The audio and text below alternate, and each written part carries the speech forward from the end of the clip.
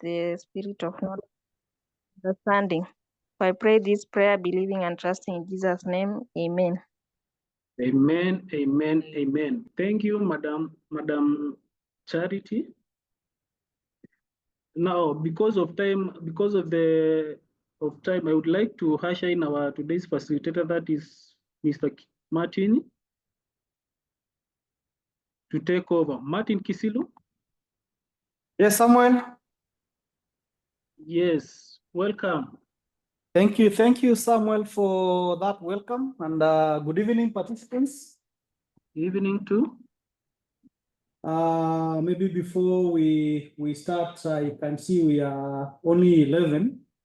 Possibly we could put on our cameras and quickly introduce ourselves as we start our class, so that even as we move on, then of course we could know exactly who is in the class today.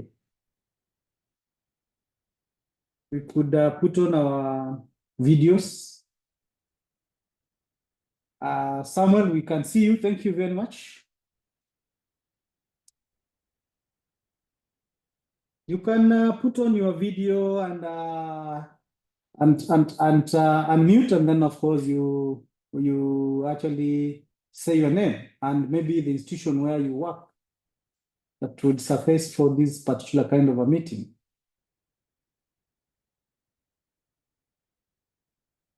Charity, Vincent, Charlotte, Caroline, I hope you are getting me, the participants. Yes, Martin, I can hear you. Yes. Good evening, everyone. My Good name evening. is Caroline Okumu. I'm a counseling psychologist by profession, and I run my own practice, private practice. Oh, great. Thank you and welcome.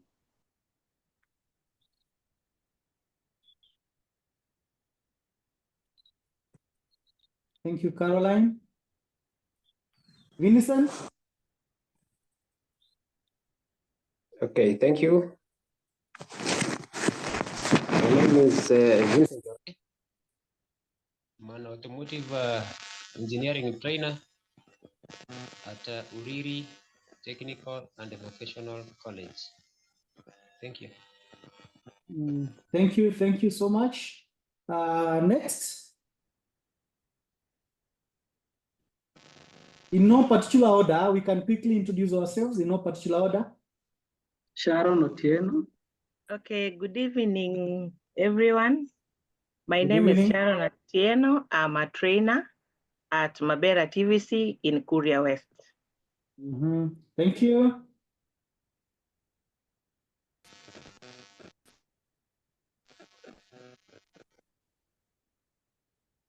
Sam, you can call up the next participant. Brenda Amagov. Can you introduce yourself? We can't hear you. Brenda, unmute your mic. Just next to the video icon, there is a audio icon. Unmute yourself.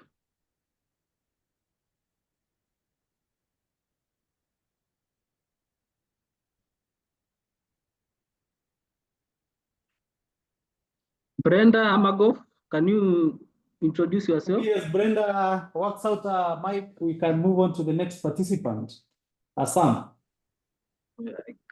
There is no any other participant who has just unmuted or turned his video on. So Bwana Kisilu, I think it's good time we can start. Okay, thank you. Thank you for that. I think for those who've been able to introduce themselves, we want to thank you for that.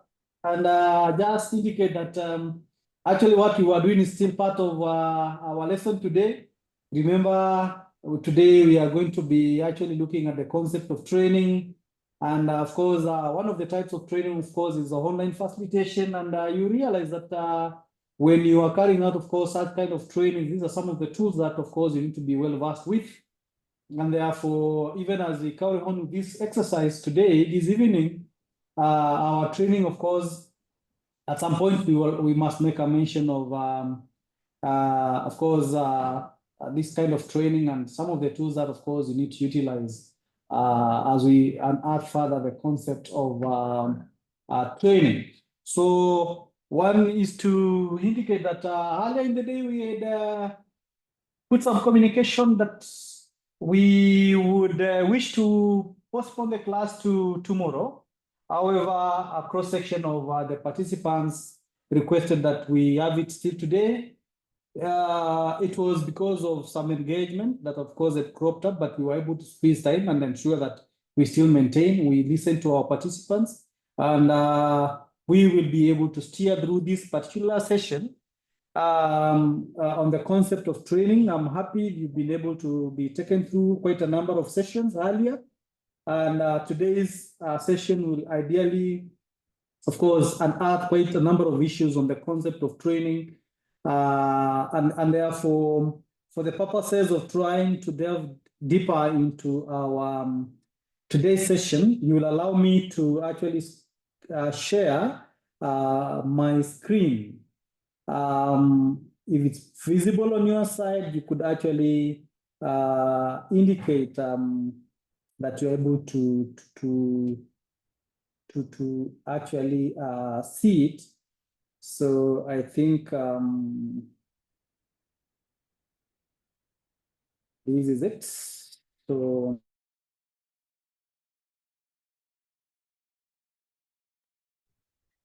what I would like us to actually make a discussion about, I would like to know whether you are able to see my screen on your end.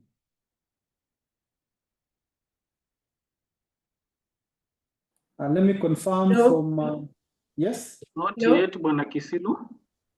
Okay. So then,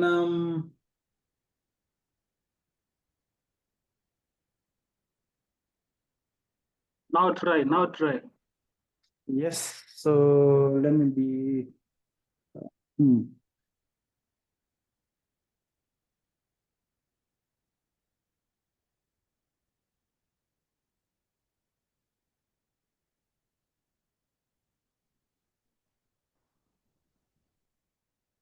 just a minute.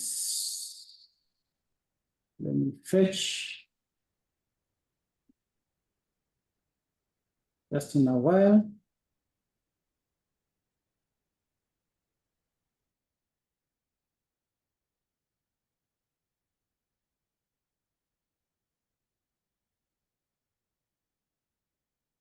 Just in a minute, let me.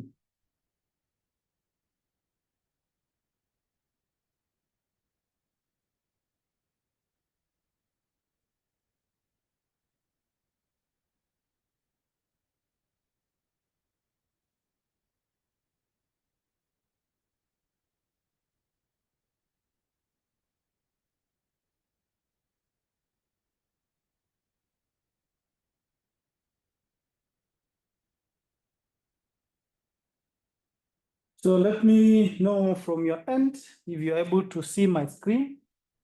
Yeah, we can now see the screen. You can now see the screen. So Yeah, thank yeah. you very much. Thank you very much.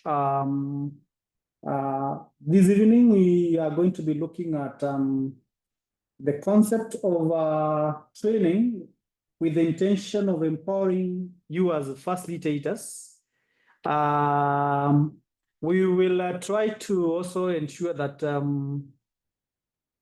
we see whether we can be able to have some activities that will help us actually understand this in a better way. And therefore, to start us off, I want to say that for this particular session, we want to really understand the concept, try to look at the differences between teaching and training. We also look at the key principles of learning. At the same time, we also want to analyze the likely challenges that you are likely to encounter as you even go through the process of actually facilitating as a trainer. And therefore, at the end of it all, we shall also be looking at how we can be able to reflect on the process of training so that over time, you can continually build on your skills and competencies that you so require for this particular kind of concept. So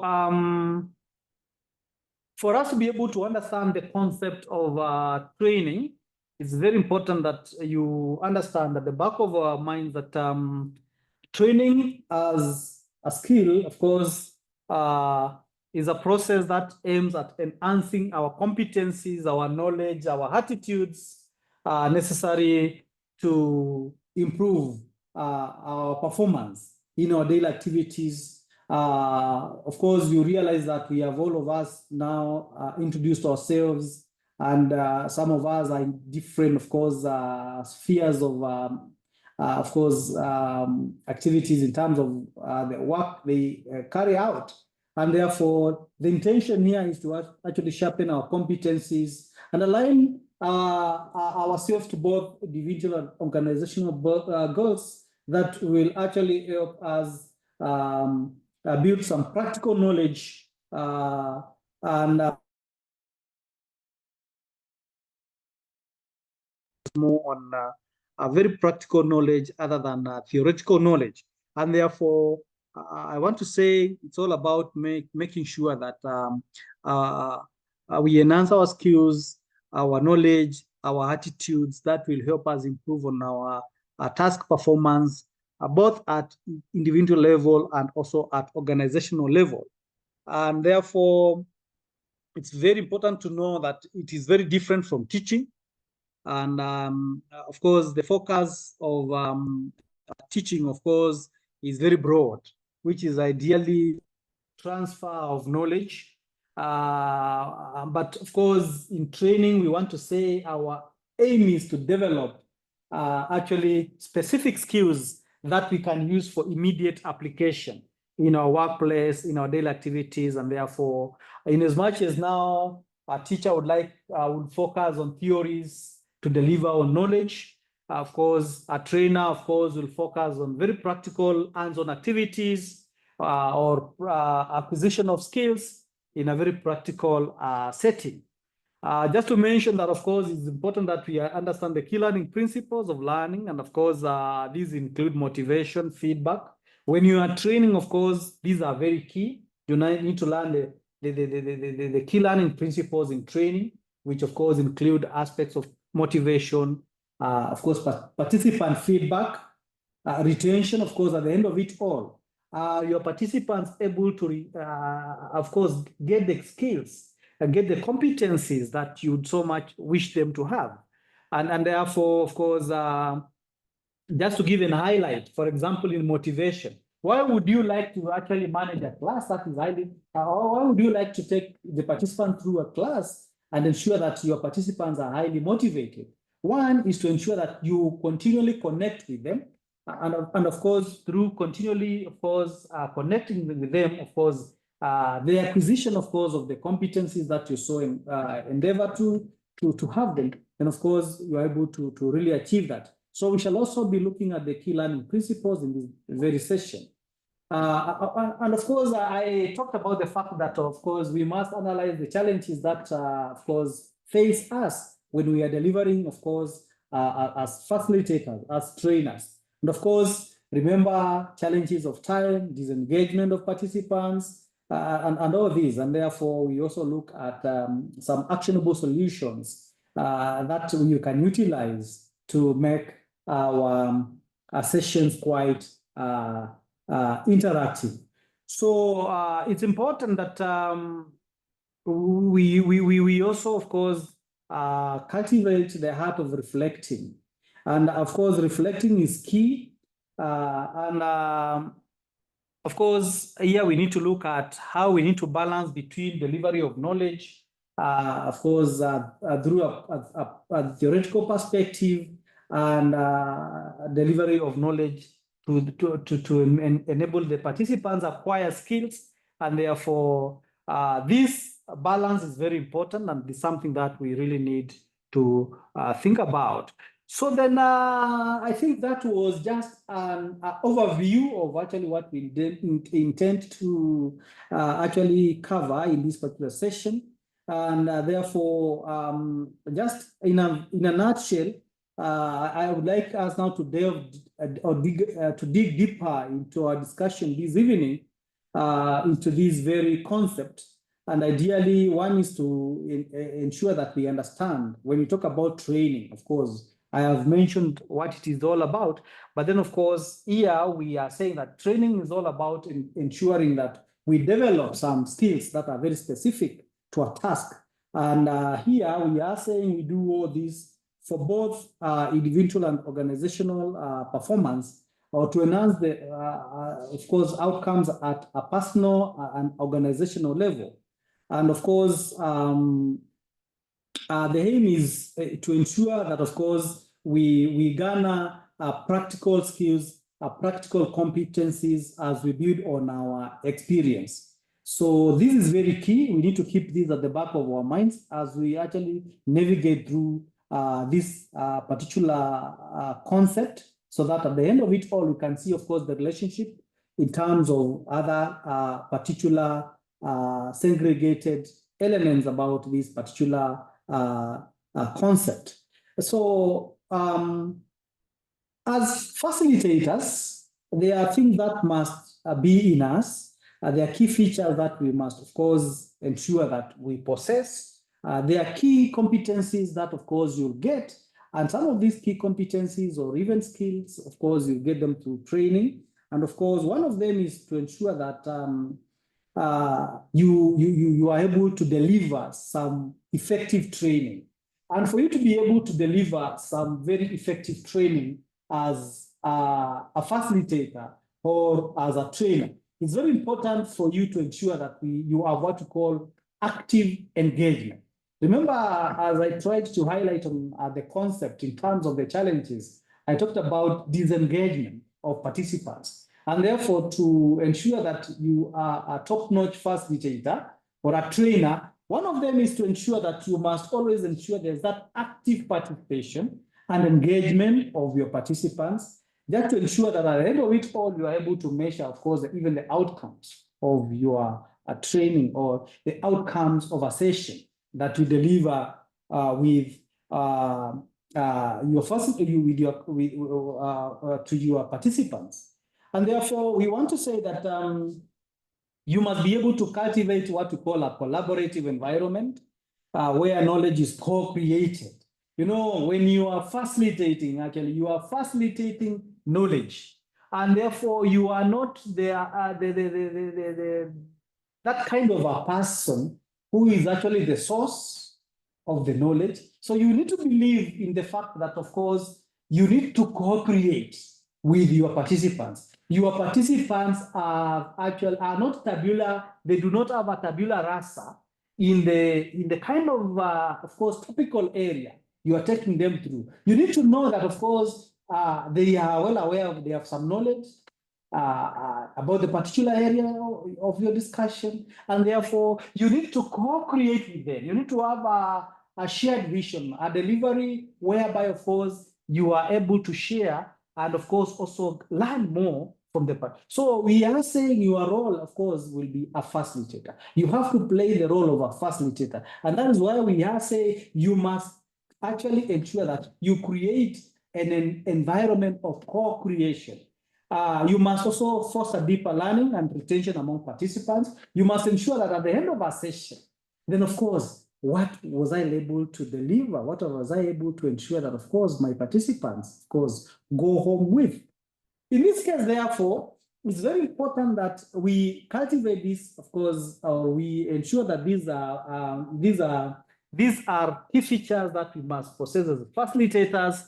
These are actually skills that are important for us as facilitators, and therefore is key for us to understand that moving forward, these are things that we need to cultivate. These are skills that we need to have as innate as we go through this particular, of course, landscape of training. Now, why do we need to get these skills? Training will actually empower us as facilitators to enable our participants achieve results that can be seen. And these will only be used, of course, achieved using what we call interactive, participant-centered techniques. Training, of course, will help build confidence and prepare you to effectively meet all the challenges through enhanced skill sets and knowledge. So when you are actually going through a training session, the kind of scaling that you will go through will enable you to actually ensure that in a session, then of course you are able to achieve some outcomes that you can say, of course, when we were starting this particular kind of a session, then of course, these were my objectives. And at the end of it all, you are able to measure your objectives and see that you are able to achieve your objectives.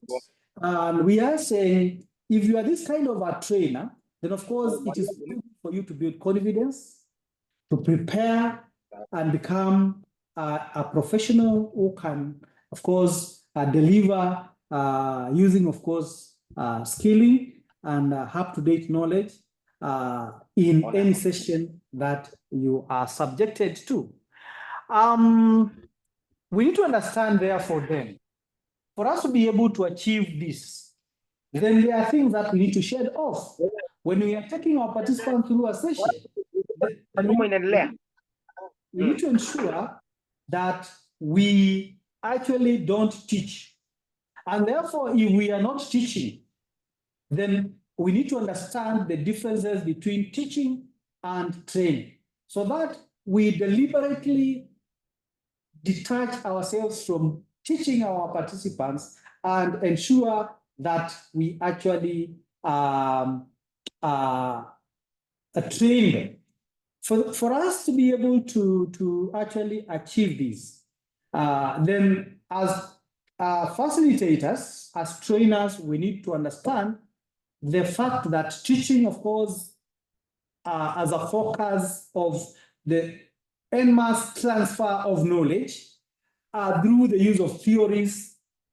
But of course, training is quite specific. It has its emphasis on development of specific and practical skills. And these skills are tailored to performance in your job. All of us are going through this particular course because of a reason.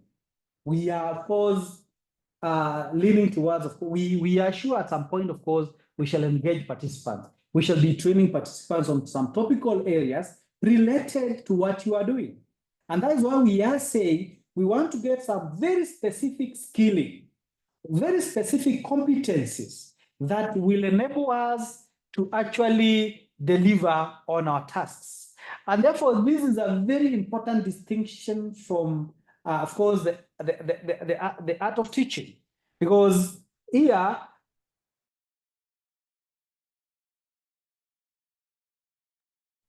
and therefore, it's very important for us as facilitators to ensure that, of course, we move away from theories, that en masse transfer of knowledge to, of course, a skill whereby we will be able to build some skills. And of course, when we have these skills, then of course, we are able to deliver just to ensure that we are able to acquire the skills that we have, of course, mentioned earlier, that these are the kind of skills that we need to have. And therefore, it's very important that we shed off from the art of teaching, delivering content in the form of theories, to be very specific, to delivering of specific practical skills that are delivered to job performance.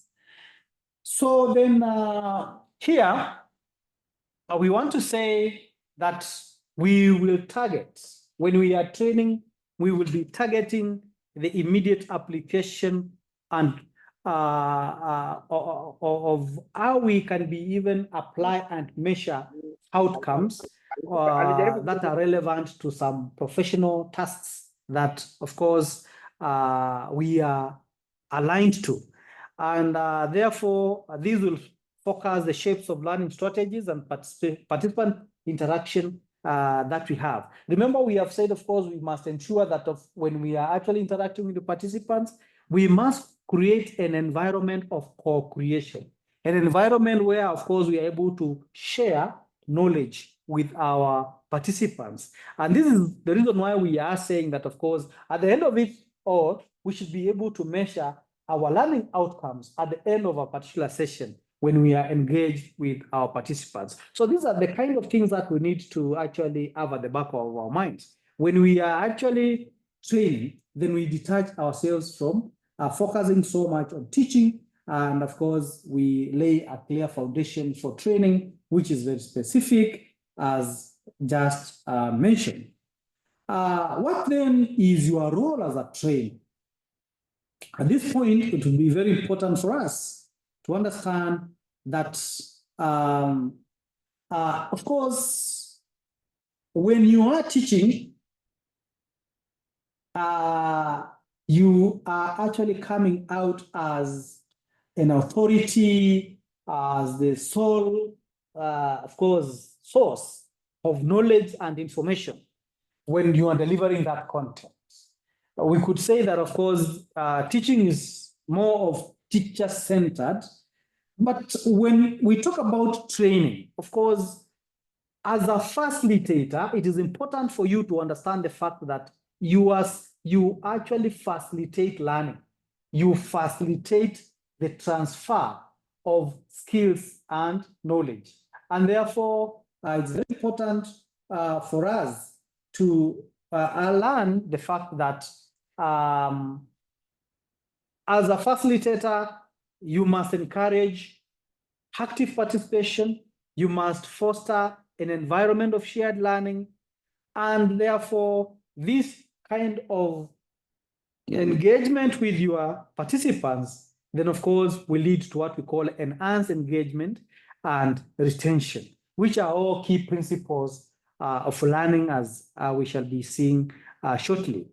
We have also a methodology we have also a difference in terms of the methodology.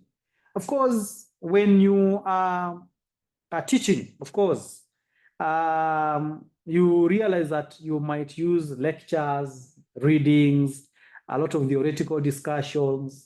But of course, in training, we lean more to experiential learning. You actually put your team, your participants in teams, in groups, and they can actually engage one another in discussion forums. They can engage one another in role playing, and you realize that the methodologies align, of course, with the objective of knowledge dissemination versus what we call skills development. So whereas the methodology in teaching is geared towards, of course, disseminating knowledge, but then now the methodology in training will align itself to skills development. And this can only be achieved through, of course, experiential learning, exposing your participants to groups, group work, group discussions, group forums, and of course, ensuring that they also engage in activities such as role playing. So that is a difference, of course, that's another difference, of course, in teaching and training in terms of methodology. Let us now move to another area. And in this area, we would like to explore on the principles of learning for facilitators. It is important for us as facilitators to ensure that we have our game in terms of ensuring that we are able to incline towards some principles that are very key.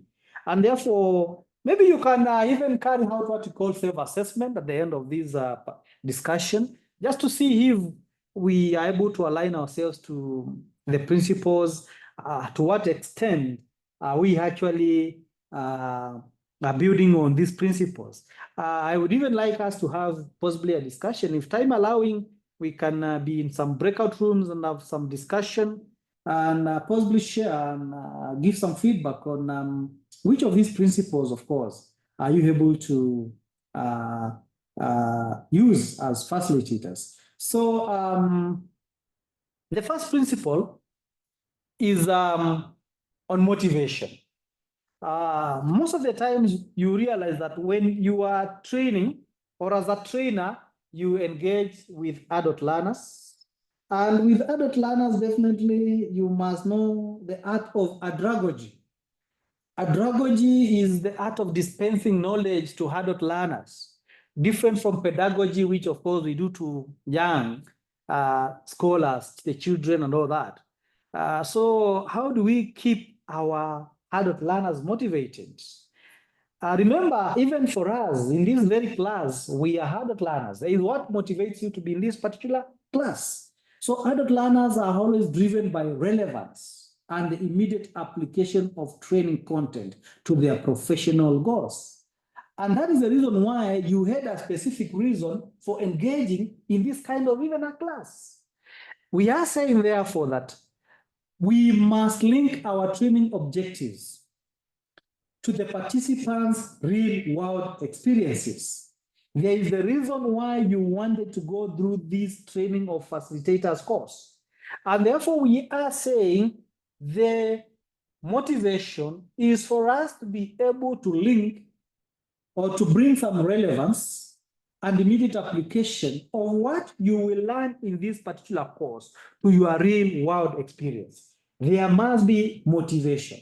There must be a reason for you to undertake this particular course. There must be a reason for why you had to pay for this particular course. So when you are actually taking your participants through a course, then you must ensure that you tailor objectives that will ensure that the kind of content you have to skill them on will create relevance and immediate application to their professional goals. And therefore, in this case, you want to say you must link the training objectives to participant real-world experiences. It's very key to take note of this, especially when we take note of the difference between andragogy, which of course is a method of delivering content to actually adult learners, as opposed to pedagogy, which is a method of delivering content to the children.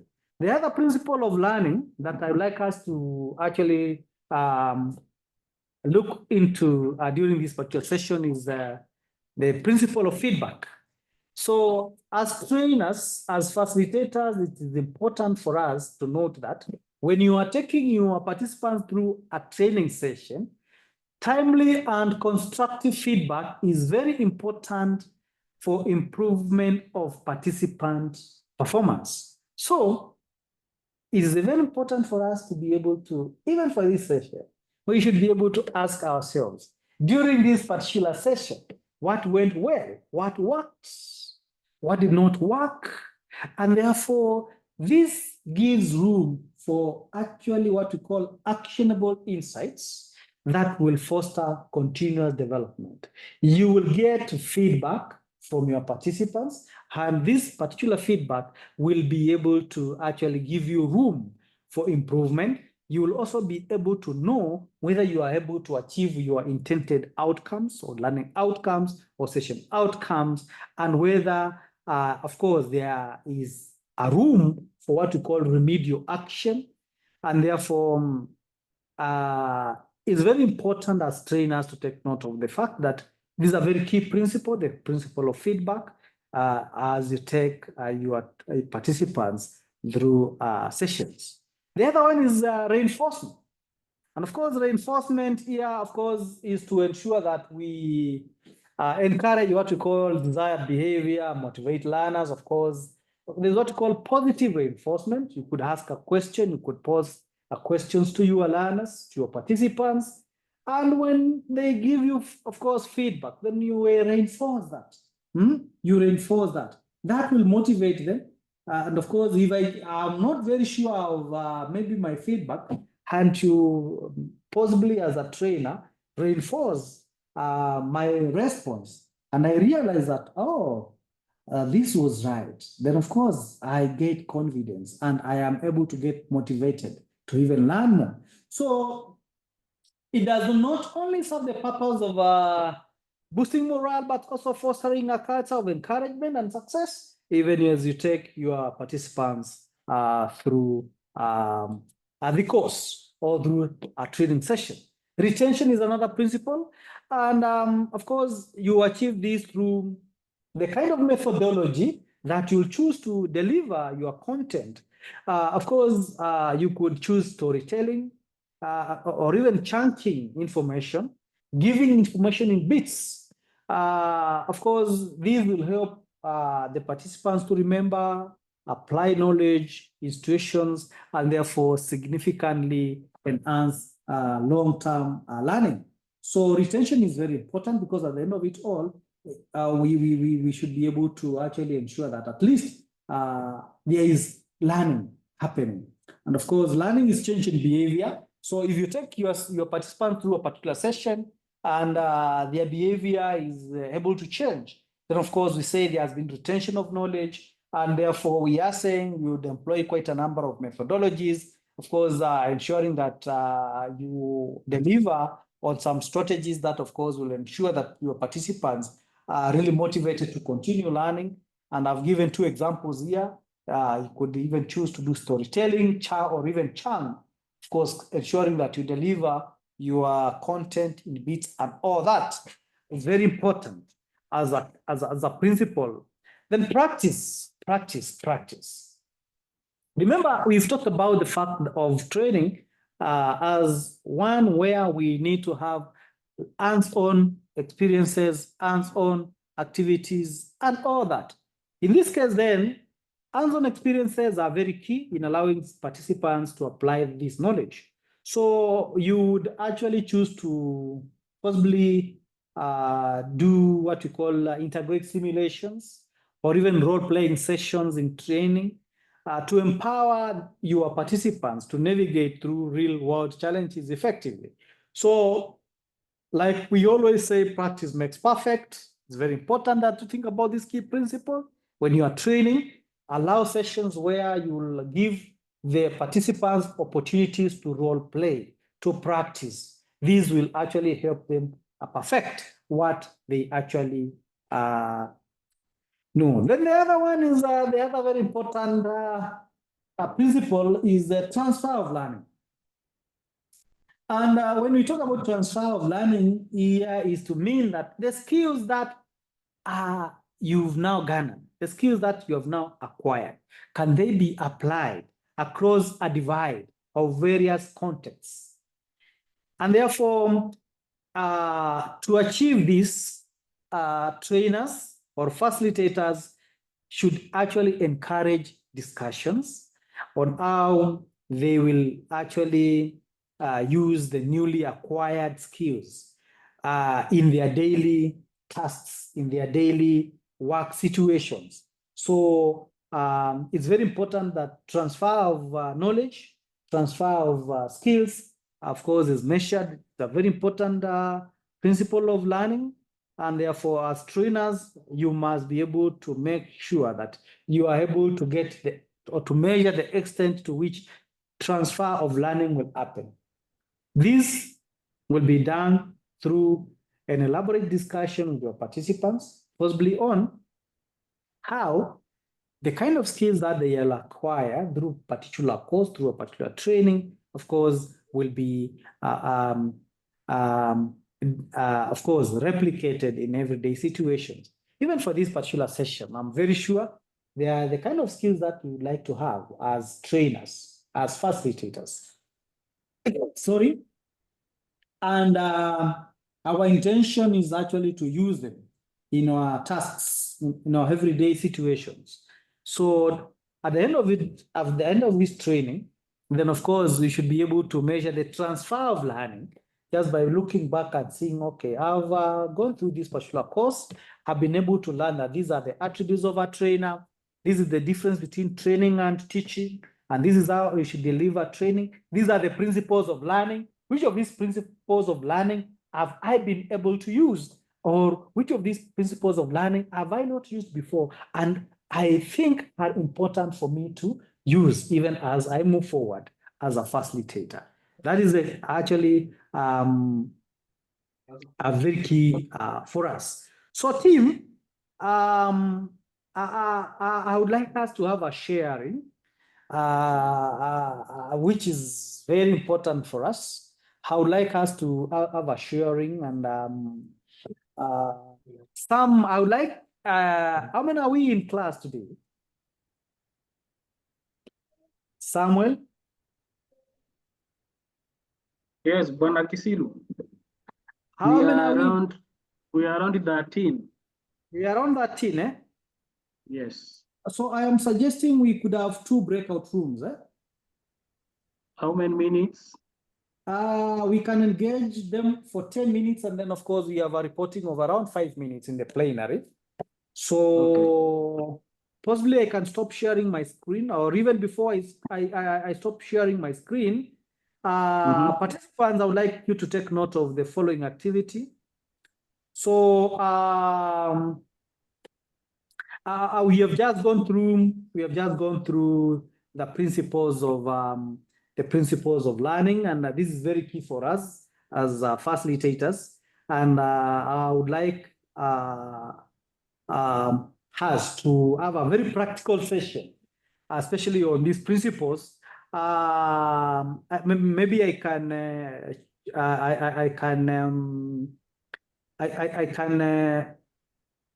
give the option of since we are 13 in class, we have 2 groups, and one group, the first group, group 1, they can look at the principle of motivation, and then the other group could also look at the principle of transfer of learning.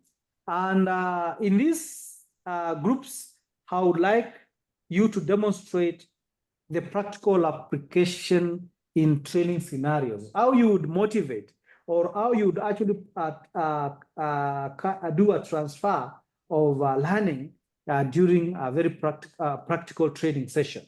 So group 1 will look at the principle of motivation, and the task is demonstrate its practical application in a training scenario. Group 2 will look at the principle of transfer of knowledge.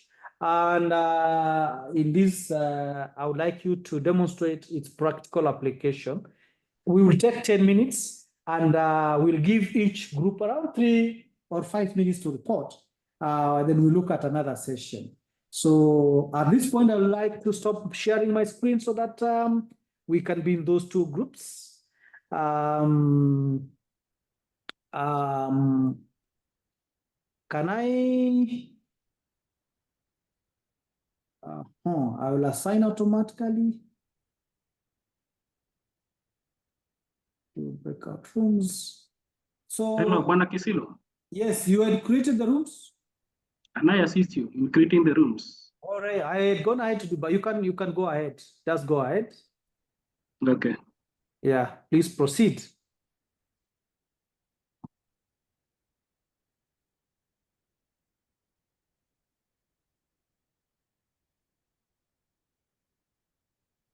Kindly members, click on your screen, you'll see join group. When a pop-up message appears, just click to join.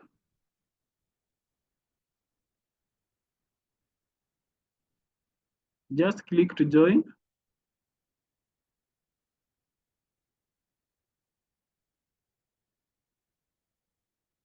Click and join.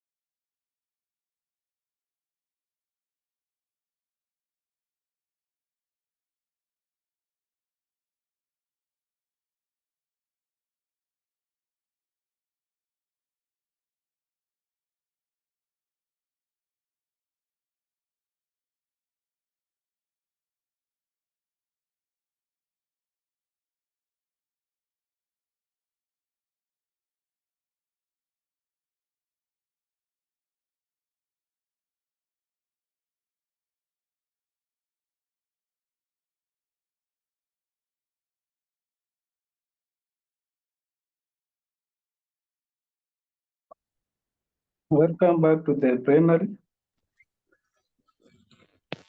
Welcome back.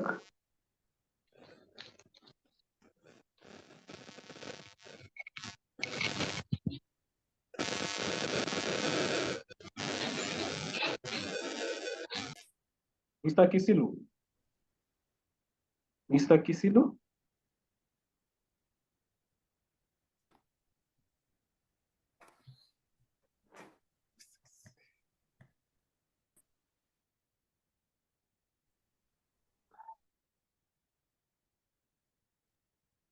Welcome back, members.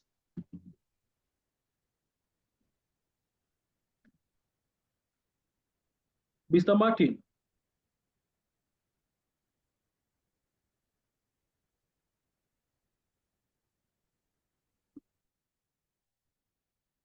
Mr. Martin.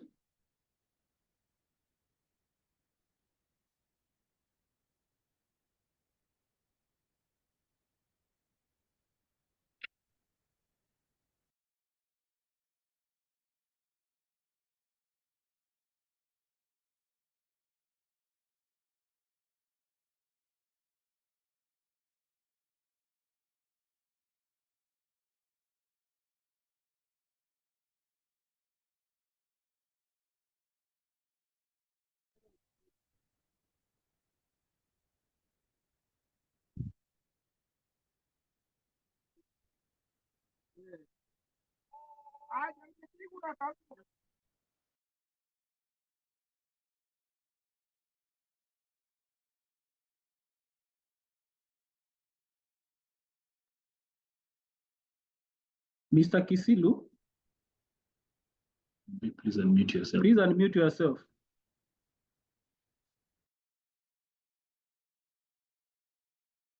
Mr. Kisilu.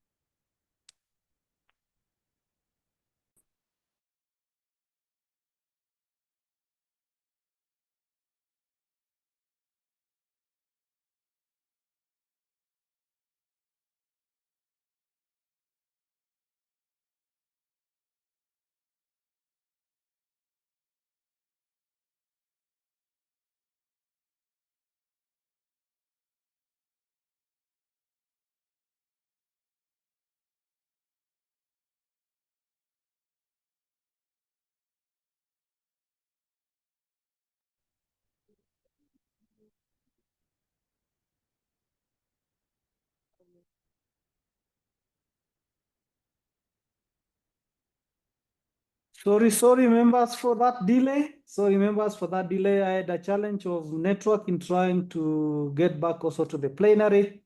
I highly apologize for that. And we would like to get feedback from group one. And I think Chair Group One, you could give us feedback kindly.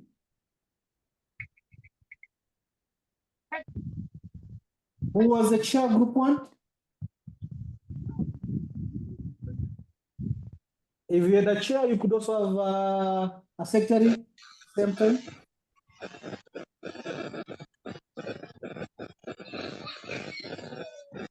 Thank you so much. My name is Vincent Orenge.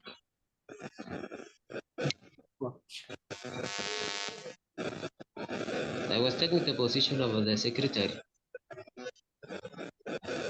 And Only Vincent give us the feedback, and this is on the principle of learning on motivation.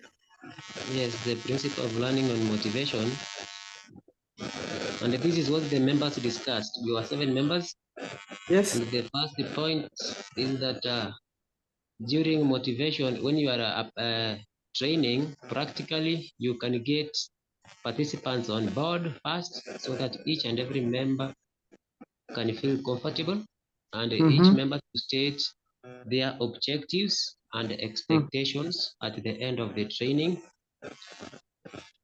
Secondly, you will come to understand the learners and what motivates them to do to come into that training. Either they are motivated internally or they are motivated externally, that is intrinsically or extrinsically motivation. You will get it from them when they have stated the expectations and when you have understood them. And they will state the goals of each training. At the end of the training, what should have they achieved? Then that one will bring them to the training. Another one, you create the supportive environment. As a trainer, you will create group sessions. And again, if there is any achievement, whether it is little achievement or a big achievement, you have to celebrate it so that you motivate them. They don't see that there is another achievement which is so small or big. Then you will be giving incentives or gifts to active participants to motivate them to continue participating and staying alert so that they can get incentives or gifts during their training. And the last but not least, the way you conduct yourself as the facilitator. That is the way you present. Self-presentation will also motivate your learners. If you present yourself very well, it will motivate your learners to be like you. That means you will be as a role model to them and they will be motivated to that training. Thank you so much. That is what Group A members discussed on motivation principle.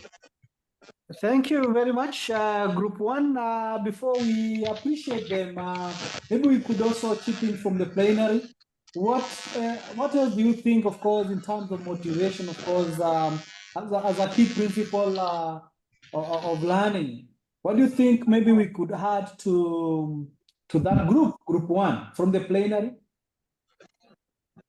And sharing from the plenary? Members of Group 2 or anything that Group 1? You feel that your representative did not deliver to us? Because time was went so fast, I was also to add that if you link the training, for example, I'm training in automotive industry. Yes. If I'm giving a topic, for example, on transmission, I can give the real example to the vehicles that are using that type, which are running on our roads, so that you tell them if they get that skill, they are able to repair and service those vehicles that run on the roads using that system. So it will motivate them to get that skill, so that when they get outside there, they are able to service them. For example, you may tell them these executive vehicles, for example, presidential escorts, those vehicles used in that area, you are able to service them. Then they will be motivated so that one day, one time, they can find themselves repairing and servicing those vehicles. So Vincent, you're even trying to tie up now transfer of knowledge and motivation, of course, as learning principles. To that extent, I can see you are going even a step to tie up that, of course, they are not even to be discussed in silos. But of course, they do know each other. Anything else that, of course, we can? Thank you very much, Vincent, for really representing your team so well. I think we could even. Of course, one of the maybe things I could also add into that, when you are also, of course, engaging your learners, try to actually know them, and even by name. The fact that I'm calling Vincent or Engel, of course, when you are recognized by your trainer in class, you still feel motivated. And if you are that kind of a person who possibly is trying to get distracted, you will get to understand that, of course, you'll be motivated to be in class because even the trainer is trying to connect with you. If I mention Stephen, Ruben, Caroline, Sam, Brenda, you know that, that kind of connecting, that direct connection of you as a trainer, and of course your participants, you know them by name, you acknowledge them, you call them by name. Of course, it's still something that can go a step or a notch higher in trying to really also, of course, motivate your learners. Thank you very much, Tim. I think since we are also learning, we could all go to the reactions button. I don't know whether you can see it. It's after the chat forum. Let's go to the reaction. And of course, we appreciate that team with a clap or even a thumbs up. It's part of the skilling that, of course, we need to also have. Let's all go to that and, of course, appreciate team one. I started by giving them a clap. That is me. Hey, members. This is part of motivation as a learning principle. The reactions button and appreciate your team. I cannot see another person trying to appreciate. Variously, you can also appreciate. You can even go to the chat forum and say, well done. You write a short message and say, well done. These are some of the skills that, of course, you need to have. Because during online facilitation, then these are some of the things, because you'll not always be, yeah, I can see something from Caroline. Thank you. Thank you for appreciating, of course, group one. These are some of the skills, and this is still part of transfer of knowledge, remember. And I was very specific in terms of the kind of learning principles I wanted us to look into. So this is it, and let's go to group two. Group two. Group two. Transfer of learning. Yeah, good work. Thank you, Stephen. To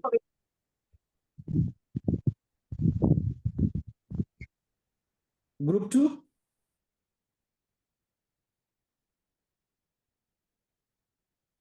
Chairman, group two.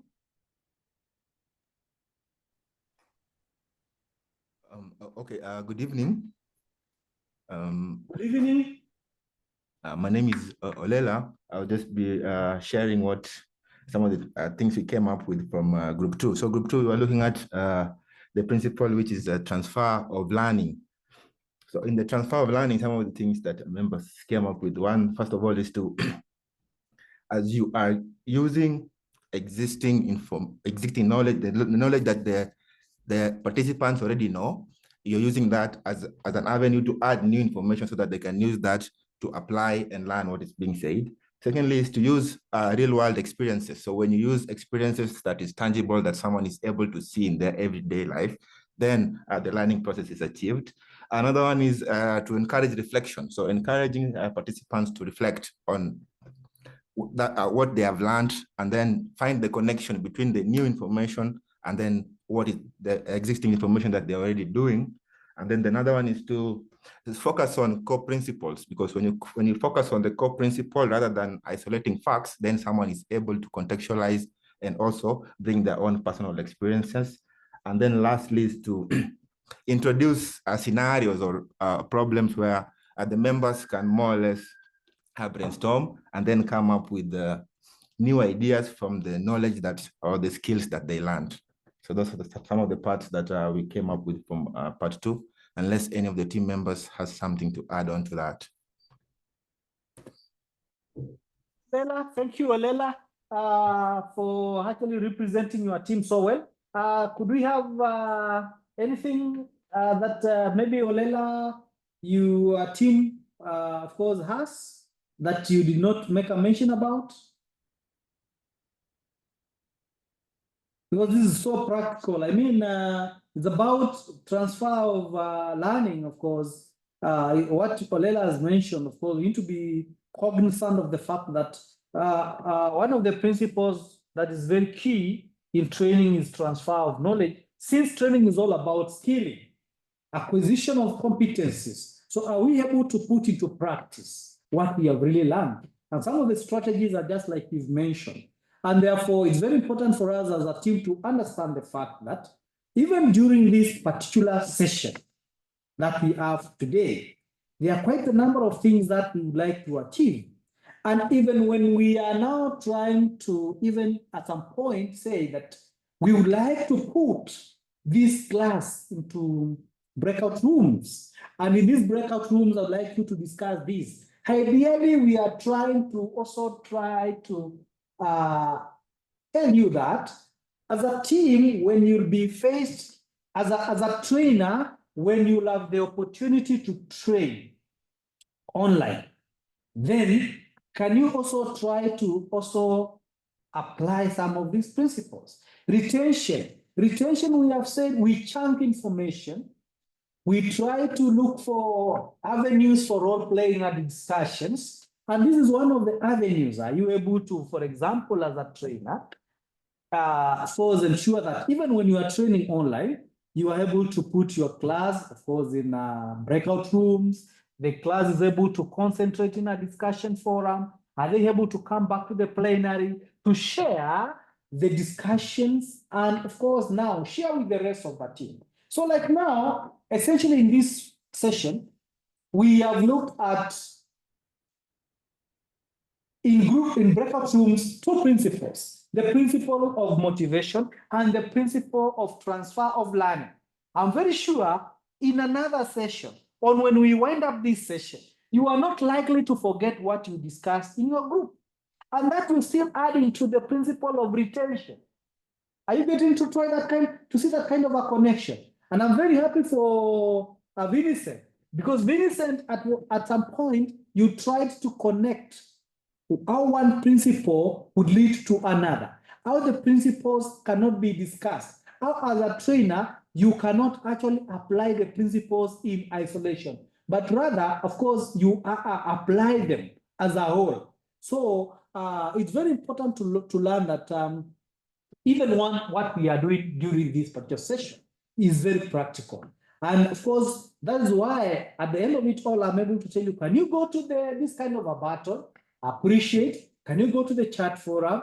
Because that is part of learning. When you'll be able to train online, are you able to share your screen? Are you able to actually get in touch, engage your participants, and all that? So these are some of that, of course, now from a very practical perspective today, we can say we were able to achieve this. During the class, I was able to actually, of course, appreciate my learners through a chat forum. I was able to appreciate my learners through a thumbs up. I was able to participate in a discussion, and therefore I was able to actually, as a facilitator, of course, if I was the chairperson of a group, then I was able to put my team together. I was able to co-create in a discussion, and we were able to share. Because training is about co-creation, engagement, of course, of the participants, and ensuring that you facilitate learning. So I think we want to say thank you very much to Group 2. And just like we did to Group 1, we still want to appreciate them for a job well done as we even move on to our next assignment. I think briefly, we will still look into another activity. And this one, at least we took a lot of time. I was in Group 2, and of course, we took a lot of time in trying to put ourselves in, try to unmute and trying to, of course, engage with one another. Let's take the shortest time possible. So maybe I could request, before that, I would like to share, allow me to share possibly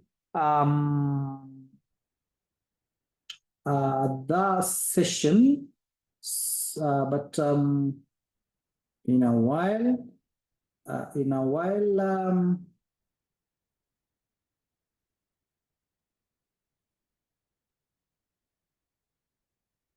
have this, and I want to move it to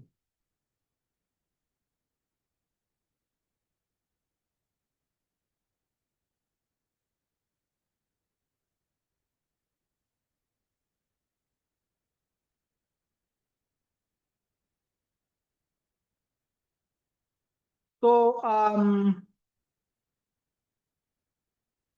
Sam, I would like us to share the next activity, and you'll allow me to share this so that the participants could also get it right, other than having a screenshot of the same. So I don't know whether you're able to view my screen. Yes, Mr. Kisilu, we can see your screen. Okay, thank you for that. So members, I want us to look at this breakout session activity. And I would like us to discuss the facilitation challenges. So I would like us to look at the facilitation challenges that, of course, we may encounter. We'll also propose some actionable strategies to counter those challenges. Because it's very key that, of course, as facilitators, at some point, of course, we shall be able to get some challenges. And of course, some of them are even evident during this particular session, sometimes network and time management and all that. But then we also propose some actionable challenges that, of course, we can maybe propose.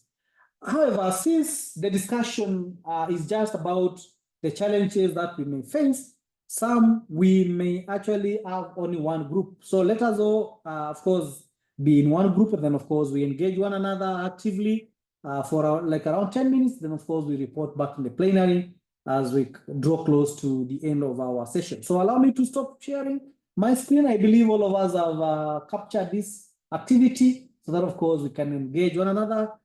We can all be in one group, and then, of course, we actively, of course, engage and report back. So Sam, over to you. Thank you, Mr. Kisilu. They can have the screenshot on the chat box before I break them. So then let's go to the chat forum, and then, of course, we get our screenshot. Thank you. I think Sam, you have already shared the same in the chat box. And that is should I break them into the room? Yeah, just break them into the room now. Let's have one team of 13. Then we have some healthy discussion happening. Like we have done before. I'm sure you have a chairperson and a secretary as we go for our breakout session. Thank you, Bwana Kisilu.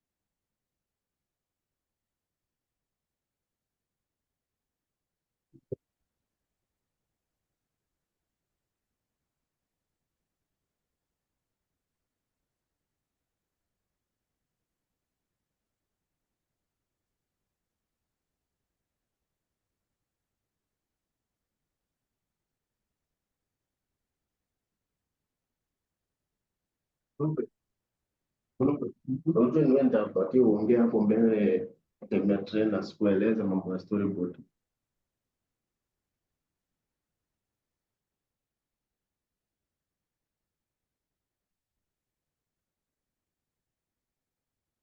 Yeah, quickly let's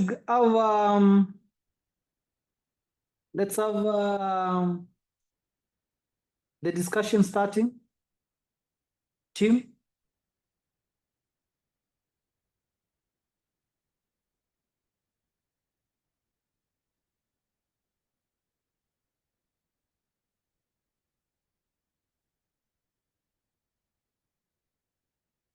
Brenda,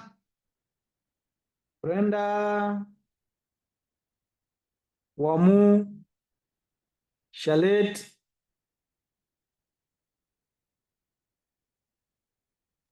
Kindly start the discussion, unmute and start the discussion.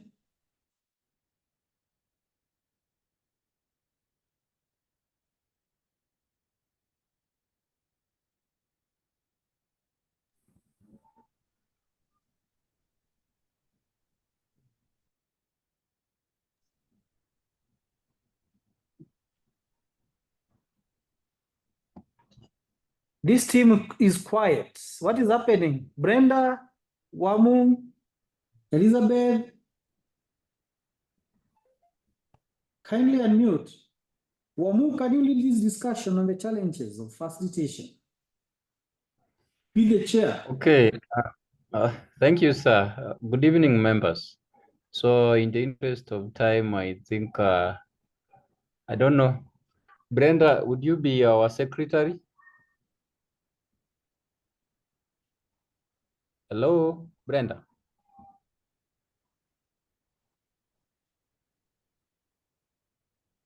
Okay, Ngendo.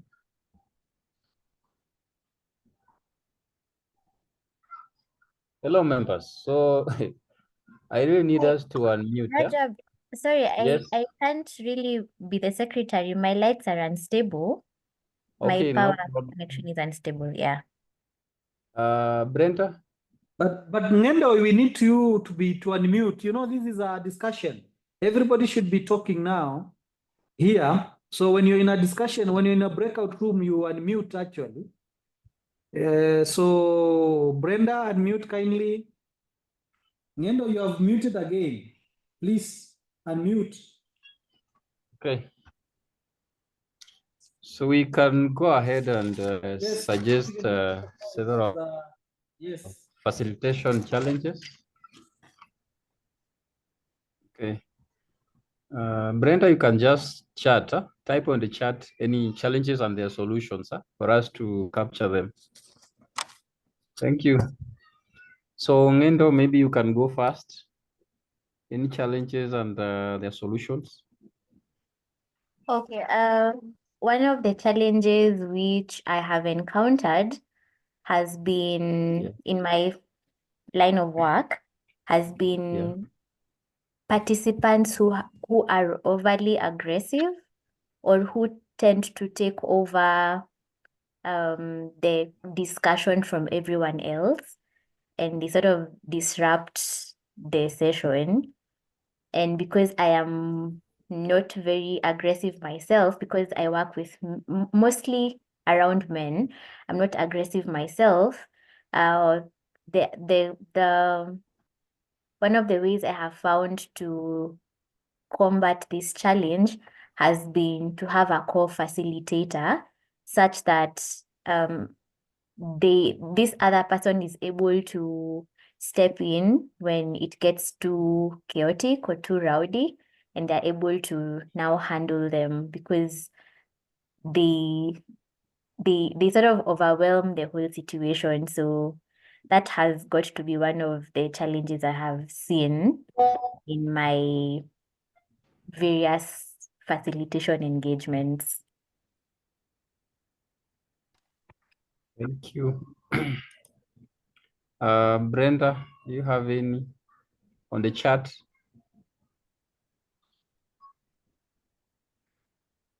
Okay, so as for me, I would say some of the challenges during facilitation is managing time effectively.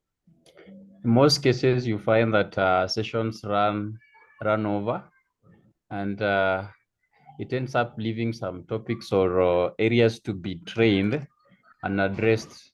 So therefore, this makes participants to feel very rushed when you're covering some of the content, and the remedy for that as a strategy is allocating sufficient time for each agenda item, and then be able to keep track of time during the session and adjust as needed.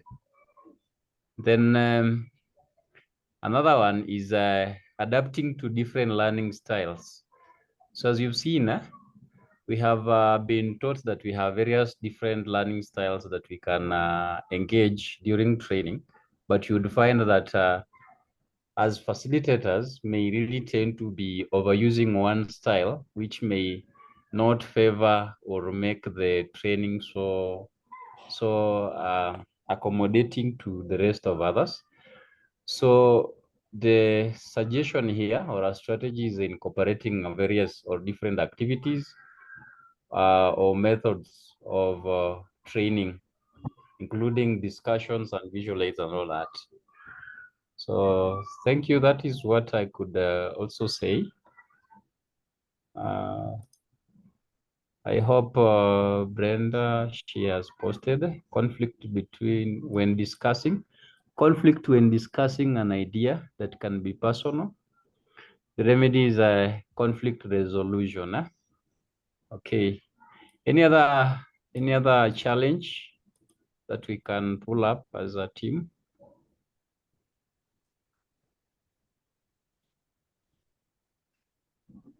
Maybe Ngendo, do you have another? I'm trying to think of, I don't know whether there was, because I've joined in the middle of the discussion, but the other Yes. one I would think of is anxiety, especially if you're meeting a group for the first time and you haven't interacted with them. So that's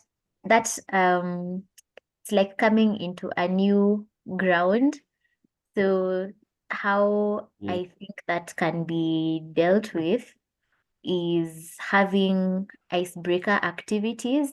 And this anxiety I'm talking about in the sense of like the facilitator is encountering some quote unquote stage fright, or the participants themselves are anxious about the session itself, so they are not participating. So having a sort of icebreaker can help to just make people feel more at ease and relax and even pay more attention, because now the barrier is broken and people are now more flexible, I would say. Thank you. Wow. Brenda, You you make a have mention any about other for time that? as a challenge. You've mentioned, did you make a mention of time, Rajab? Yes, sir. I mentioned about time. Oh yeah, As it's a a common challenge. one. That one, yes. Technology. Yeah. Technology. Technology, no. Don't you think generally, even from a trainer's perspective, technology can be a challenge? Yes, probably because based on the age of most of the participants in the trainings, you'd find some of them are not among the millennials and the Gen Zs who are so much tech savvy. What about from the perspective of the trainer?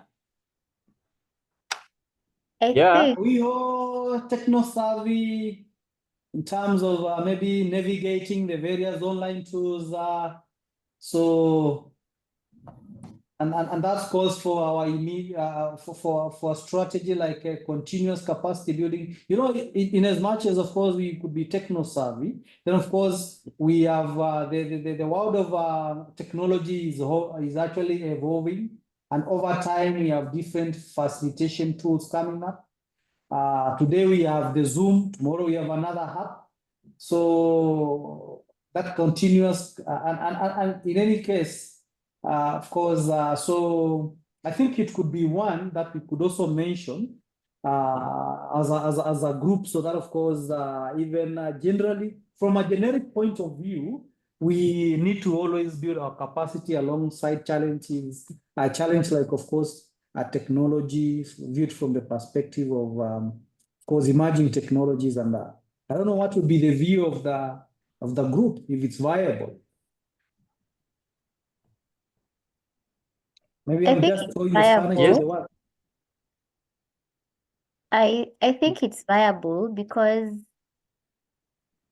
as you said, there are different technologies that come up, and it might take a while, some time for adult learners and participants to catch up with the new technologies that are coming up.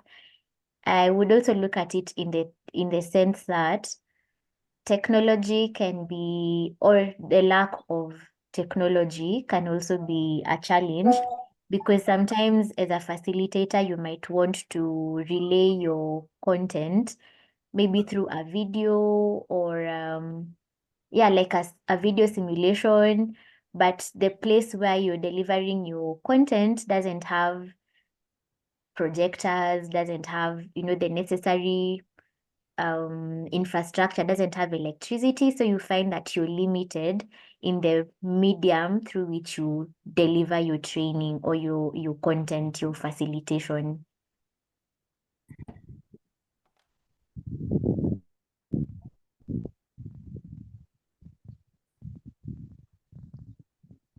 So thank you very much. I Nani? think we are now back into the playing.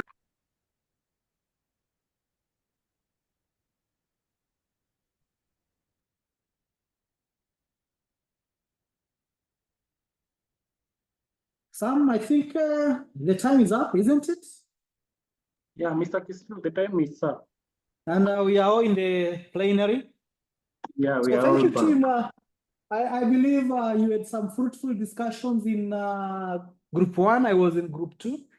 And therefore, this is the kind of dimension we are taking.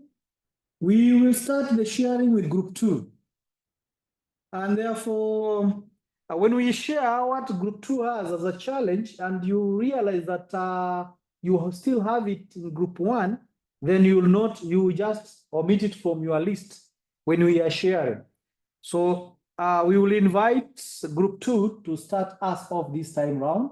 And group 1, in case there is anything, you will only top up what group 1 has not presented.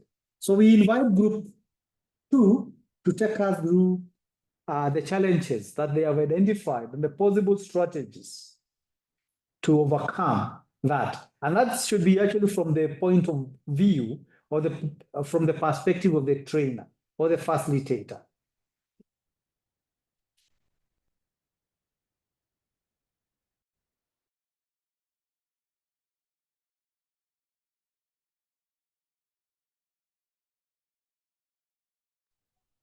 Hello.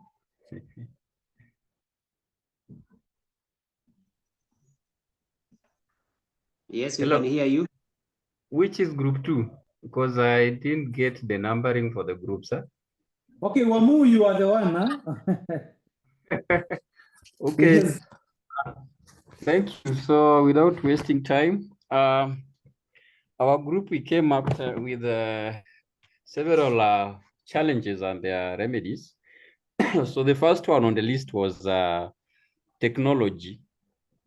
So right now you'd realize that technology is advancing so much, and we're using technology to assist or co-facilitate the training. So therefore, you would find that some of the facilitators are not so much tech savvy in utilizing the platforms which are coming up. Therefore, the suggestion was that we should be able to have continuous capacity building, because you would also see like the facilitator has been sharing a PowerPoint.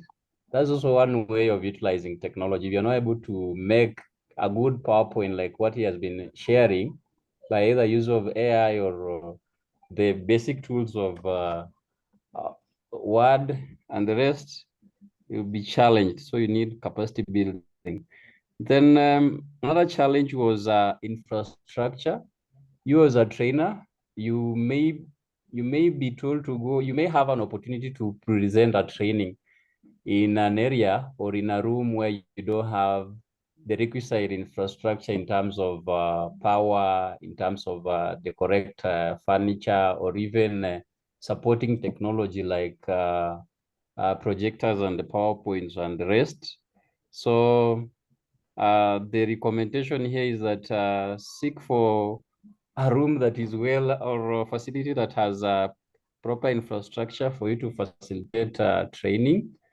Then other challenge we had was uneven participation, in a way that some participants are very aggressive, in a way that they are disrupting the session.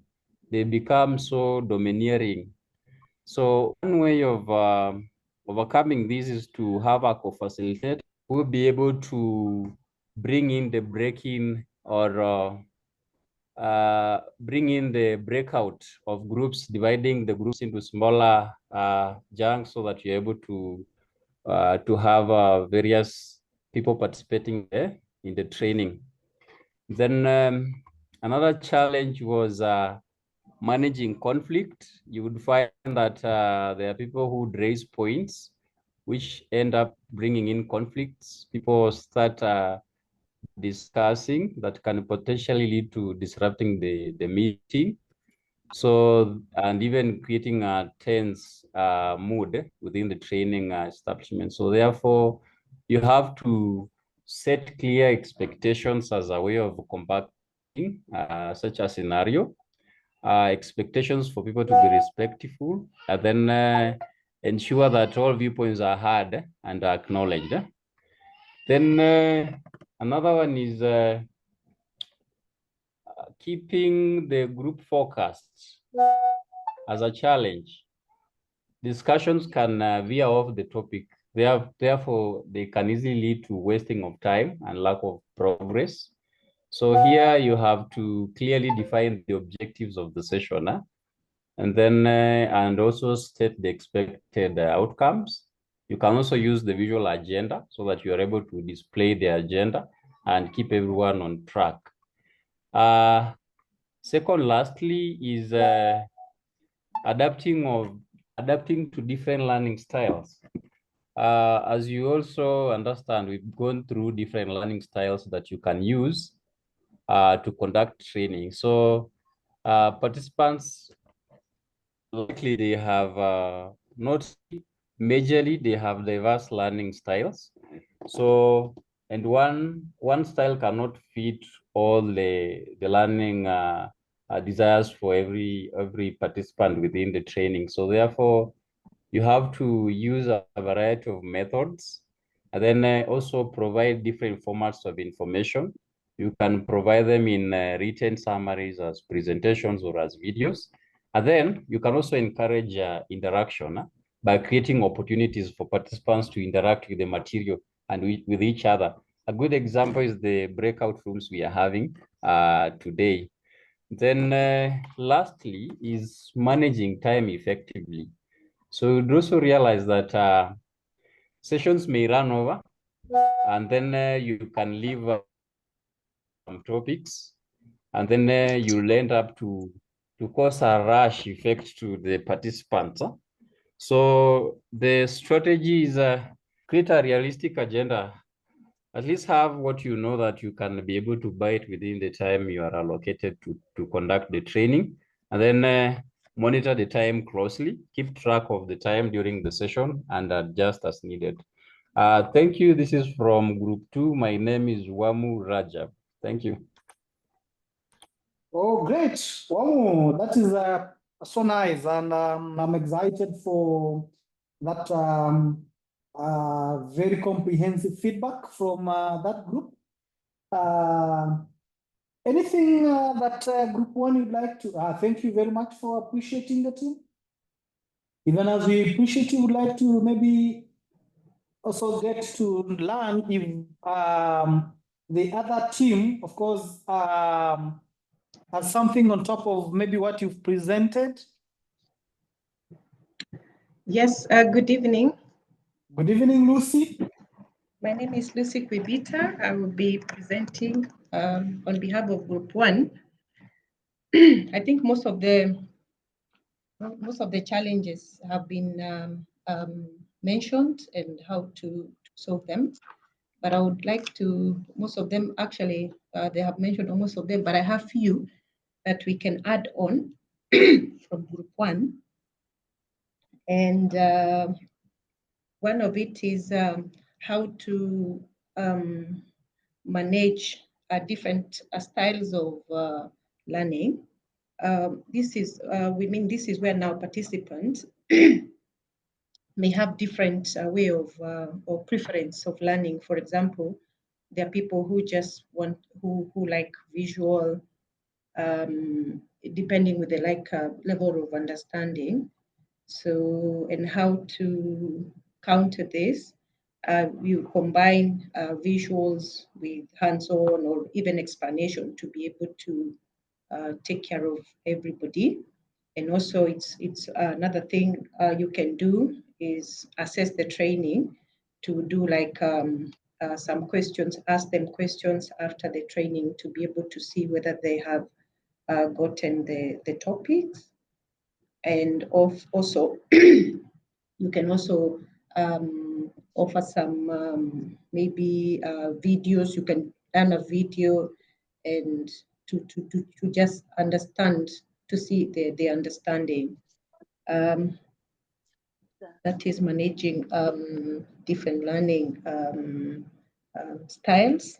And then another one that that was not mentioned is when you're handling controversial topics or very sensitive topics, then you need to be careful of the audience, because some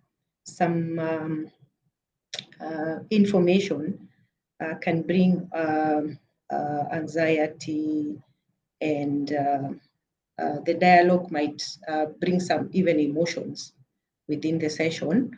So the best way is to, how you can counteract that is to encourage active listening, and also mediate different opinion.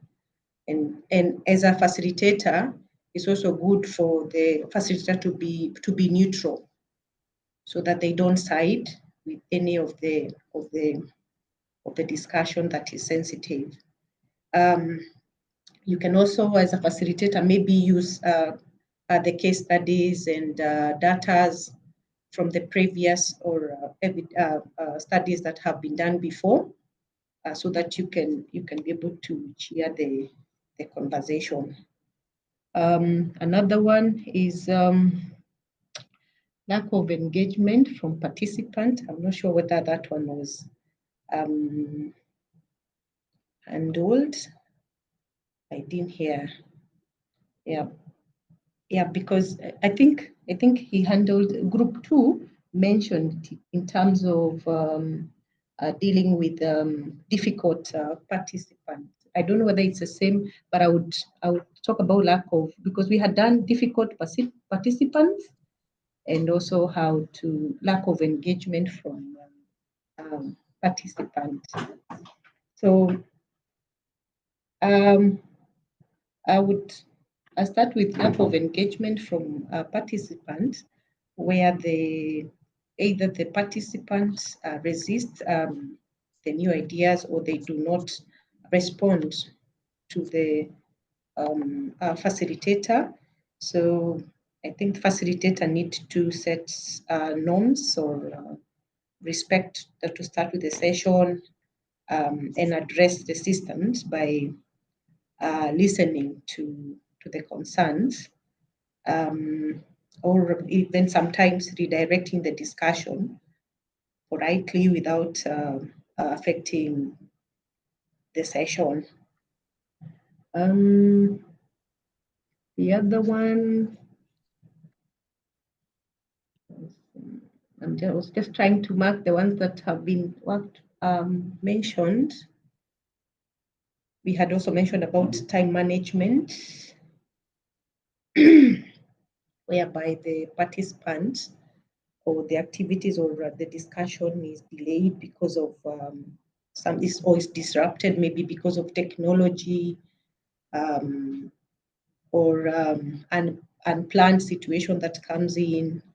Like, for example, we are in different now counties, whereby you find that, and also different different areas where in terms of technology and in terms of internet or Wi-Fi is not very stable. So that is time management that can affect the time of the session. And I think I have all the rest were mentioned, the one that we also discussed about. Oh, thank you so much, Lucy, for that still comprehensive feedback from group one. I think it's very clear that, of course, you also had a very extensive discussion on the kind of challenges that, of course, we are likely to face as trainers, as facilitators, and I'm happy you are also able to look at the other side of it on the possible strategies that, of course, you have proposed to mitigate such kind of challenges. Some of them were cutting across, of course, like the issue of time and all that, technology as well. And I would like to say, if you are able to follow, of course, Rajab and Lucy, then, of course, we have come up with a very comprehensive list. We have created a very comprehensive list of the challenges that we are likely to face.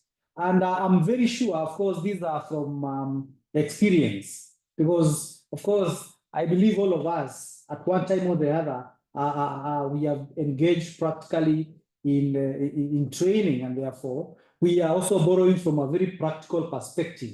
And as a team, trying to come up with the mitigation or the strategies that, of course, we can employ to ensure that, of course, we counter these kind of challenges. So, team, I think I'm excited by this kind of feedback, and we cannot fail to really appreciate that team for a job well done. Thank you very much.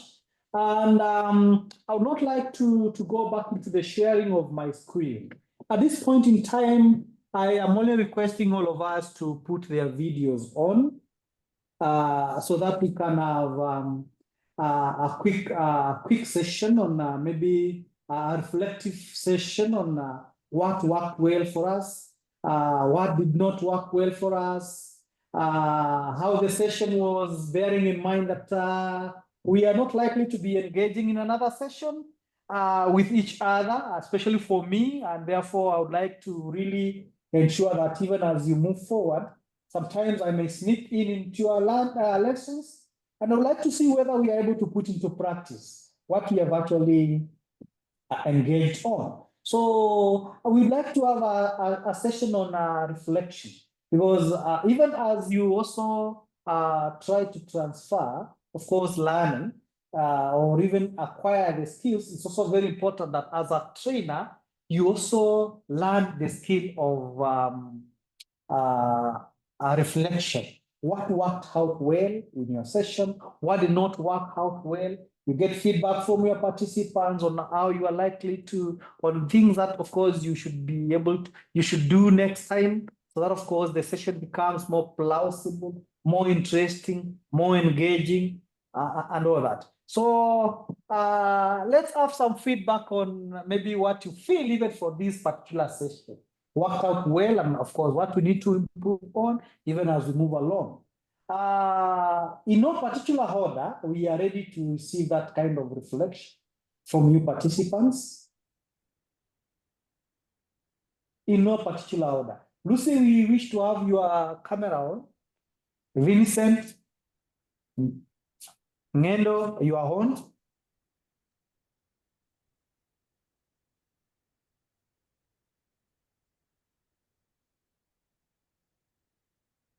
Rajab, are you able to come in first? Just to share with the class? Because this is the practice. Remember, we would like you to replicate what we are also doing in this particular session. Remember, we are just mounting, of course, or building the base for training by just discussing the concept of training from a very wide perspective.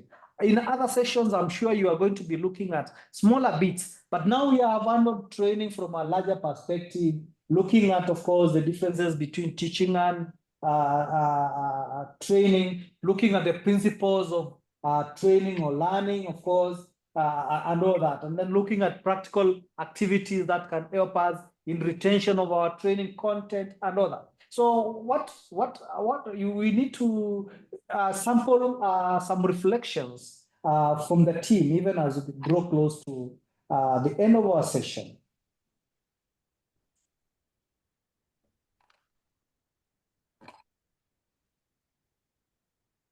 Raja? Okay, thank you, sir. Or have I ambushed you, Raja? You know, have I ambushed you?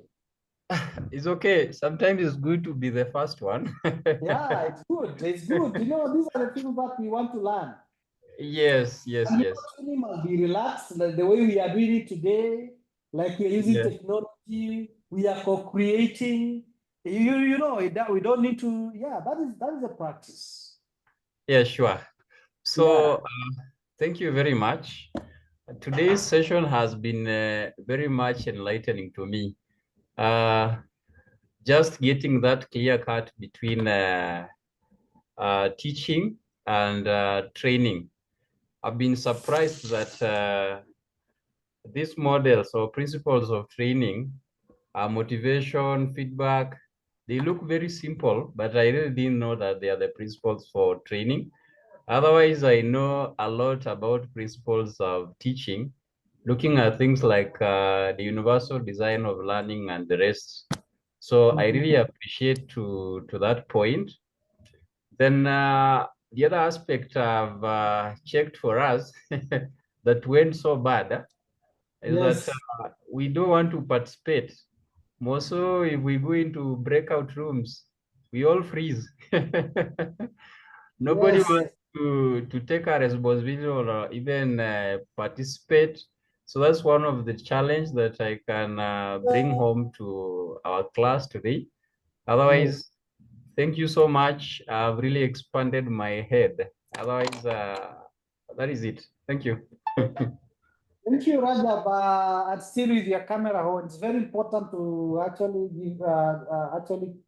still reflect on that, because it's a very key takeaway for us that you realize that, of course, the principles of learning are so simple, because in andragogy, of course, we just need to deliver to adult learners in a very simple way. We engage them, we motivate them, and all that. That is what we need for andragogy. And we still want to agree with you that, of course, in the breakout rooms, we perform poorly. Of course, I tried with my technical officer to ensure that we have discussion forums and put ourselves into two groups. Unfortunately, I was in group 2, where there was minimal participation, and I had to request some of us to even volunteer to chair, volunteer to be secretaries. So a time when you'll be training, then of course it is also good to also build up that confidence. It's through this that, of course, you also build confidence in the manner in which, of course, we shall carry out these activities. Thank you for your observations. Thank you so much, Rajab. We are excited. Thank you for that reflection. In terms of gender, we could invite Ngendo. Ngendo, can you also share with us your reflection? Okay. For me, the one thing I'm taking away from all this is that adult learning has an aspect of motivation, in the sense that adult learners want to know what they're benefiting from what you're training them. And it has to be in line with their objectives for growth. Yeah. So you have to, as a trainer, you have to involve them, because if you're just dishing out information, you're more likely to be teaching. But if Exactly. you incorporate them, you make them part of the learning, like what we just did in the breakout rooms. You give us an assignment, a question, and we came up with answers and solutions to some of the Co-creation. We co-created. co-creation. So Yes. as a facilitator, I'm taking away the fact that my audience or the people I'm sharing knowledge with have to be part of the process. I'm not just going to teach them, but they are part of it. They have the solutions, and I am just I'm just a conduit of ensuring that the knowledge flows. A among facilitator. them. Yes, I'm Thank just you a very much. facilitator. Oh, Yeah. wonderful. Thank you. Thank you. We really appreciate that feedback. That really worked out well. What did not work out well for you? Ngenda? What did not work out? Seemingly, it's like you reflected on what? What didn't work? I think Yes. I would echo what Rajab said, that in the breakout sessions, Minimal participation. yeah, we were a bit hesitant, but also on a personal experience, I had some disturbance Yes. with my power connection, so I lost out on a bit of the activities, but I've caught up, so Yes. I'm well. Fortunately, we are recording the sessions and we shall be able to share this. I will be able to share also the link for my presentation. It's still available online in Prezi AI. If you have an account, you can still access my presentation still there. And that's why we are saying still when it's facilitation, we must always up our game. You don't need now to be on PowerPoint, for example. They are quite interactive, of course, presentation tools nowadays. Genially, Prezi, and all that. So when you are facilitating, you don't need to really struggle a lot, making PowerPoints that are not interactive and all that. And even if you have to use the PowerPoints, you can still make them interactive. So I think I agree with you that as a facilitator, you are a conduit of knowledge. Of course, you have to ensure that, of course, you co-create. And of course, in terms of the challenges, of course, whether infrastructural like network, I also, of course, I face the same. Again, in terms of how we need to brand ourselves as facilitators, then we continually need to keep upgrading. Thank you so much, Amanda, for that. Maybe we can pick up one more in the interest of time as we conclude our class. One more. In no particular order. In no particular order. Our last reflection. I can share. Yes. Karibu and share. Okay. What came out for me or what worked well was the distinction between teaching and training, and that both modes affect the learning outcomes. That was very important for me to understand. And also the practical role of a facilitator. You've been able to bring it out very well. I've been observing your body language, your tone of voice, your confidence, and I'm saying, oh, someday I'll get there. Thank you. So what I would That's good feedback. Yes. What I would say did not work well or we can improve on is participation and encouraging one another. Thank you. Sure. Thank you very much for that, for those reflections. I think it's still we are all learning, it's a learning journey, and even that feedback, of course, will help us even in making ourselves better tomorrow.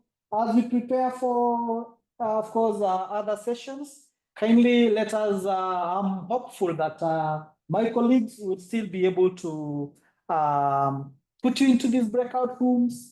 Of course, what we need to improve next time is to ensure that we really participate, of course, engage one another in those forums. And in terms of our lesson, I want to say that I appreciate the comments, of course, the compliments, of course. I'm humbled for that. And for what worked out well, I'm very sure those are, in terms of the learning principles, I'm quite confident that it will form part of what you have retained, the principle of retention. So moving forward, trainers, facilitators, I would like you to really borrow from some of the things that we have just discussed today. They are very simple things. In terms of pedagogy, of course, you just need to borrow from the learning principles. And over time, just endeavor to practice them. Practice makes perfect. And sure, one time you'll still be a very competent and sharp trainer or facilitator. So I conclude by saying that I want to appreciate for, of course, the opportunity to interact with you. Great people. I'm looking forward to sneaking once again into your lessons when I have the opportunity or when I have a class with you. When the facilitator gives me the opportunity to still interact with you, I'll still not hesitate. I'll be able to come back and share with you on another session. But ideally, I want to say that I'm grateful even for that kind of contact I have had with you. My name is Martin Kisilu.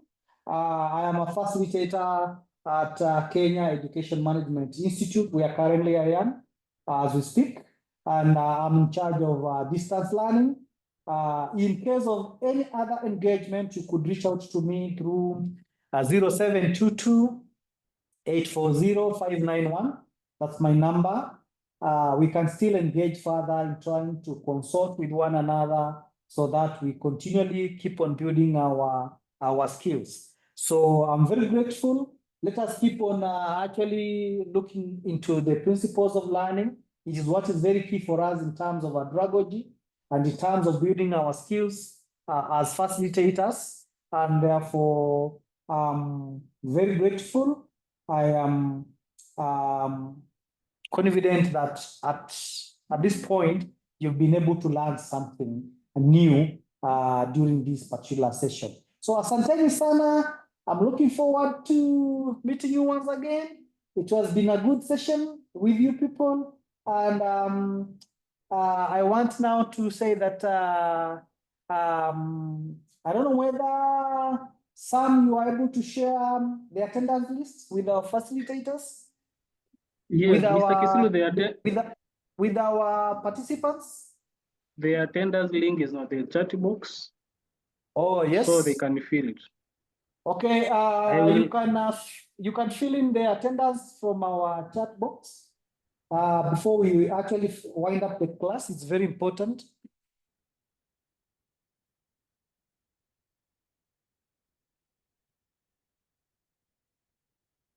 So we can give you a few minutes. Olela, your hand is up.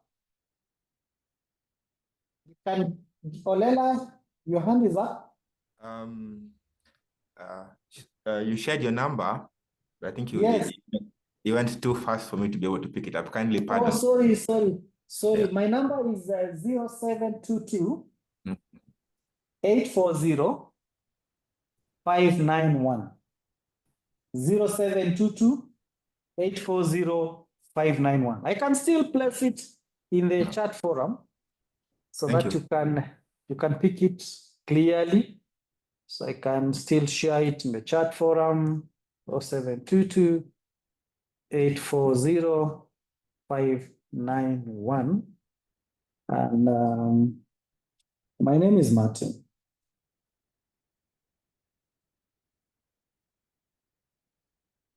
Maybe any other issue before we wind up the class, even as you try to fill in the attendance?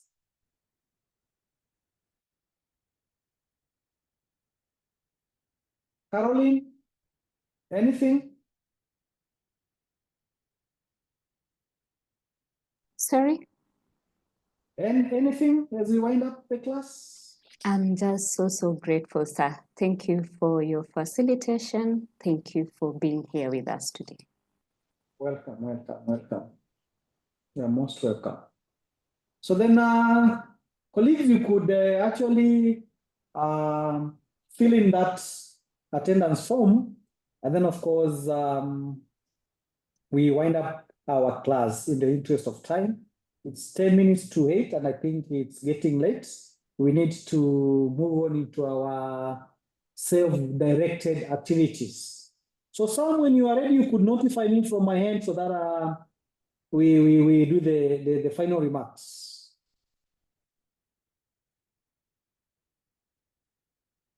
Are we all done with the filling of the attendance? Not yet.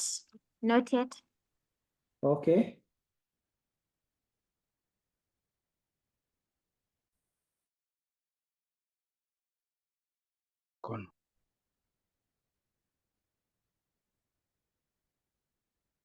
From my part, I'm experiencing a technical problem on filling the attendance form.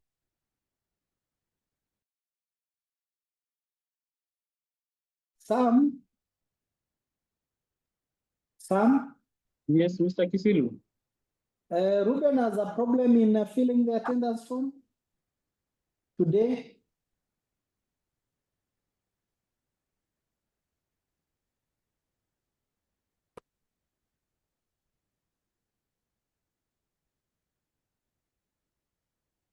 Yes, Bwana Ruben. Yes, sir.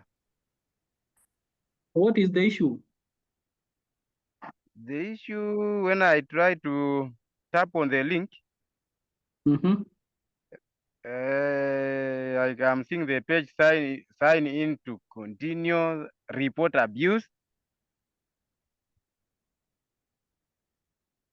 Make sure you have logged your Gmail account to the gadget that you are using.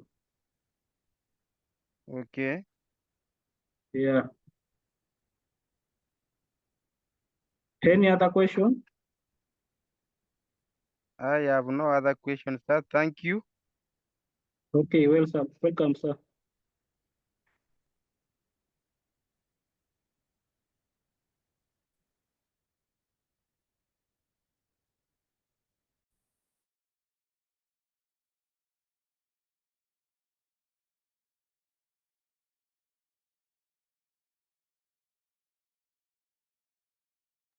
Mr. Kisilu?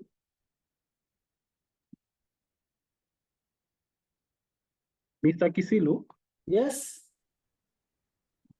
We can now leave the form open. Yes. For them to fill in. So it's good to end the meeting. Thank you very much. I think, colleagues, now that we are guided in terms of the next steps, let's call it a day, and we look forward to meeting each other in another session. So thank you very much, and have a very good evening. Asanteni sana. Thank you, too.